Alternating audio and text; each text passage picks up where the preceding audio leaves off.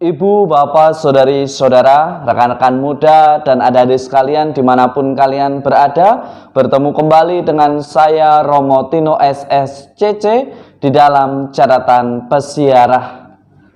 Tentu rumah doa yang indah menjadi dambaan dari masing-masing kita orang beriman memasuki tempat yang indah dan berdoa dengan nyaman. Tetapi sebagai orang beriman yang terpenting adalah bagaimana kita membangun bait Allah yang ada di dalam hati kita, yang ada di dalam diri kita, yang senantiasa mau menjadikan hidupnya sebagai bait Allah dan tanda kehadiran kasih Allah di dunia ini. Sebelum kita mendengarkan permenungan dari catatan pesiarah, marilah kita membuat tanda kemenangan Kristus. Dalam nama Bapa dan Putera dan Roh Kudus. Amin. Allah Bapa Maha Setia, dari batu-batu hidup dan terpilih, Engkau telah menyiapkan tempat tinggal yang kekal bagi keagungan-Mu. Lipat gandakanlah di dalam gereja-Mu anugerah roh yang telah Engkau berikan, agar umat yang setia kepadamu senantiasa bertumbuh dan semakin beriman di dalam persiaran hidup kami. Demi Kristus Tuhan dan pengantara kami. Amin. Ibu, bapak, saudari, saudara, rekan-rekan muda, dan adik-adik sekalian yang terkasih di dalam Yesus Kristus, gedung gereja memang menjadi hal penting dalam rangka pengungkapan iman yang senantiasa dirayakan sebagai suatu kesatuan gereja yang hidup. Bahwa kemudian sebagai bangunan menjadi indah, besar, menjadi tempat yang layak untuk kita berdoa dan mensyukuri Tuhan, juga patut untuk kita syukuri. Tetapi gereja sebagai gedung tidaklah cukup.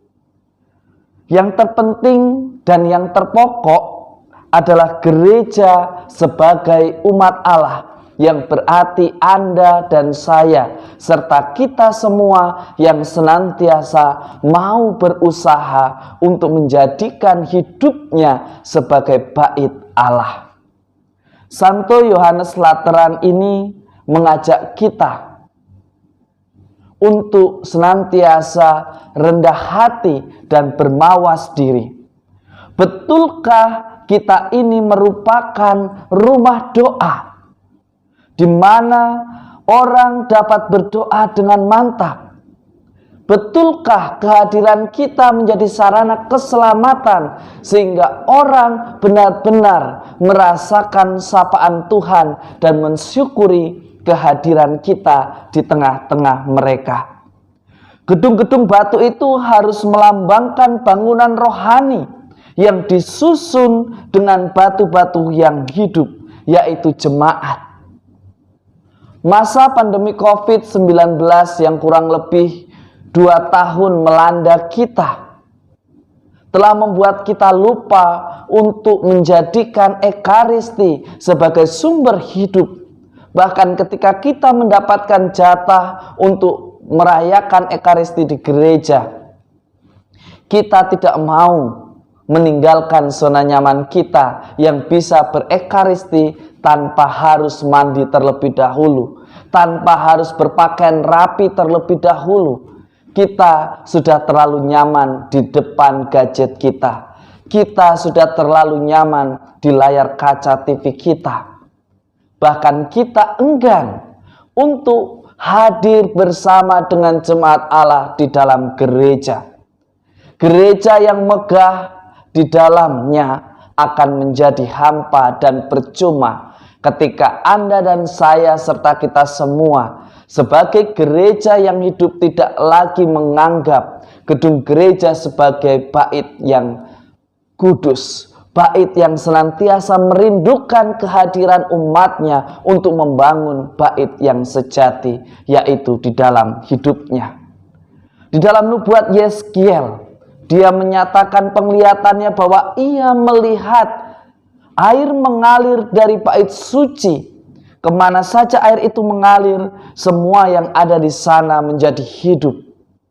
Ketika kita mampu menjadikan hati kita sebagai bait Allah, di mana Allah bertahta dan senantiasa menginspirasi hidup kita dan membuat kita senantiasa mengikuti apa yang menjadi rencana Tuhan atas hidup kita, maka hidup kita menjadi berkat dan sumber penghidupan bagi yang lain. Bahkan bisa menjadi inspirasi bagi sesama kita untuk senantiasa hidup di dalam kebenaran. Bait Allah yang dimaksudkan oleh Yesus di dalam Injil Yohanes pada hari ini ialah tubuhnya sendiri.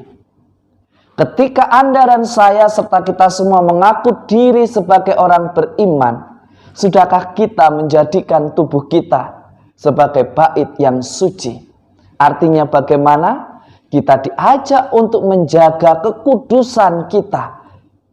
Apakah di dalam perjalanan hidup kita, kita senantiasa menjaga kekudusan kita, baik di dalam perkataan maupun di dalam perbuatan?